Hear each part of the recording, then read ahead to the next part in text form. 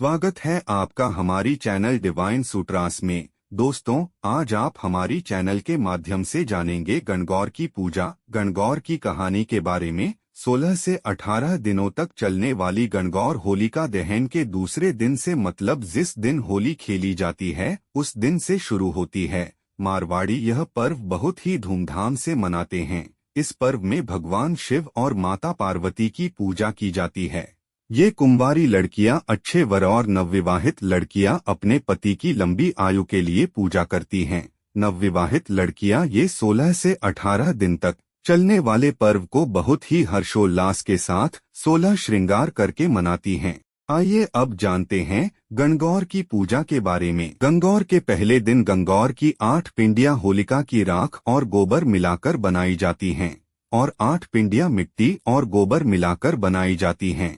एक छोटी टोकरी में दूर्वा बिछाकर उस पर ये सारी पिंडियां रख दी जाती हैं। इस पर्व में दूर्वा की बहुत अधिक महत्वता होती है।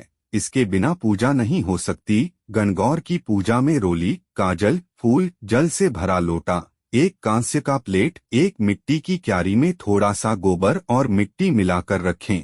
पूर्व दिशा की दीवार में एक सफेद कागज लगाएं। कागज इतनी बड़ी लगाएं कि 16 दिनों तक की उस पर टिकी लग पाए। पूजा में पहले पाटा रखें और पाटे पर उस गोबर मिट्टी का लेप करें। गीत गाते हुए फिर उस पर थोड़ा सा दूर्वा रखें। दूर्वा पर पिंडियों वाली टोकरी रखें। दीवार पर लगी कागज पर पहले रोली की एक टिकी, फिर उसके नीचे काजल की एक टिकी लगाएं।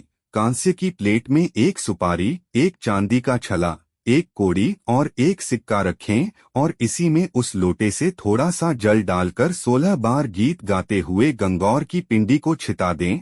फिर कहानी सुने। कहानी सुनने के बाद कांसे की प्लेट से आरती करें। फिर चुनरी का पल्ला लेकर उस प्लेट को पलट दें। ध्यान दें कि प्लेट के चारों सामान नीचे न गिरे। उसे पल्लू से पकड़ते हुए प्लेट पलटें। अपने चुनरी के पल्लू में कांसे की प्लेट की सारी सामग्री लेकर सारी पिंडियों पर, फिर दीवार की टिकी पर लगाएं। फिर अपनी आंख पर लगाएं। गणगौर की पिंडियों को सर पर रखकर उससे पाटे पर रख दें। लोटे में बचे हुए जल को लड़कियां गोल घूमते हुए जमीन में घर के बाहर डाल दें। ये पूजा इसी तरह 8 दिनों तक करनी है। 8 दिनों बाद बसोड़ा आता है। उसी दिन घर में बड़ी गणगौर को लाया जाता है। पूजा की हुई या बची हुई दूर्वा को इकट्ठा करें, फेंके नहीं। ये गणगौर माता की दहेज होती हैं। आइए अब सुनते हैं गणगौर की कहानी। एक राजा था और एक माली था। राजा अपने बागीचे में जौ और चना बोता था और माली दूब बोता था।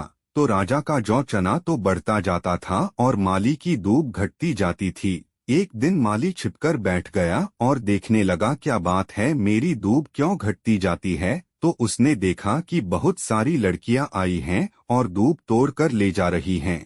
तो वह निकलकर किसी का घाघरा, किसी की चुनरी, किसी का दुपट्टा छीन लेता है और बोलता है, मेरी दूब क्यों ले जाती हो। तब लड़कियां बोली, हम लोग 16 दिन की गणगौर पूजा करते हैं, इसलिए हम दूब तोड़कर ले जाते हैं।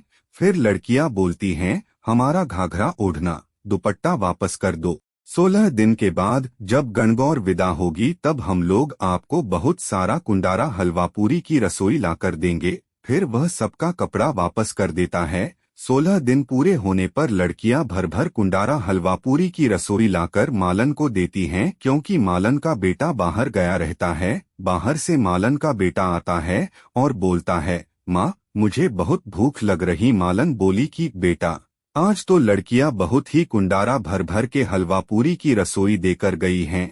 बेटा कोठरी में पड़ी है, खा ले। बेटा कोठरी खोलने लगा तो कोठरी नहीं खुली। तब मालन ने अपनी उंगली में रोली लेकर रोली का छिटा दिया तो कोठरी खुल गई। तो उन्होंने देखा कि ईसर जी तो पैंचा बांध के बैठे हैं और गौरा माता चरखा चला रही हैं और सब चीजों से अन्न धन का भंडार भरा है। भगवान ईसर का भाग देना, गौरा का सुहाग देना, जो कहते सुनते हैं हमारे सारे परिवार को देना। जय ईसर गणगौर की।